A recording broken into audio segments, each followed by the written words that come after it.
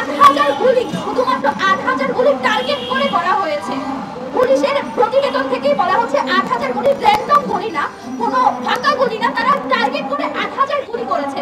সেই মানুষগুলোকে যদি তারা চিনে থাকে, তারা কেন এখনো গ্রেফতার করতে পারছে না? ছাত্র জনতাকে যখন ব্লক রেড দিয়ে অ্যারেস্ট করা হয়েছিল, কোন ছাত্র কি পোস্ট দিয়েছে, উদ্যানে মিছিলে যাচ্ছে, তাদের খবরগুলো আপনারা কিভাবে গ্রেফতার করেছিলেন? সেইভাবে কেন এখন আপনারা যারা জুলাই গণহত্যায় অংশগ্রহণ করেছে, গুলি চালিয়েছে, তাদের কেন এখন আপনারা অ্যারেস্ট করতে পারছেন না? আপনাদের কিসের সীমাবদ্ধতা? সীমাবদ্ধতা নাকি আপনাদের অসহযোগিতা? নাকি আপনারাই সেই সিস্টেমের অংশ যারা চান না যে আওয়ামী লীগের বিচার হোক, পুলিশের বিচার হোক? এই পুরো সিস্টেমটাকে আমাদের আমাদের জুলাই যোদ্ধাদের স্বার্থে, আমাদের নিজেদের জীবনের স্বার্থে আপনাদের এই কর্মসূচি নিতেই হবে এবং তাদের অবশ্যই বিচারের আওতাধীন করতে হবে।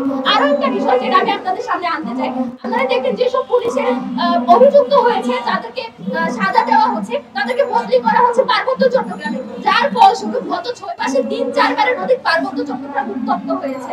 আপনারা দেখতে পেয়েছেন বাংলাদেশের স্বাধীনতা সার্বভৌমত্বের স্বার্থে সেই সব লীগের ক্যাডার যারা পুলিশে পদায়ন করা হয়েছিল দাবিদারি করার জন্য, তাদেরকে পার্বত্য চট্টগ্রামে বদলি বন্ধ করতে হবে এবং যেসব পুলিশ হামলা করেছে, গুলি চালিয়েছে, হত্যা করেছে, তাদের সবার তালিকা প্রকাশ করতে হবে এবং তাদের সবাইকে বিচারের আওতায় এনে এই সরকারকে দেখাতে হবে যে তারা আসলে ক্রিয়াশীল।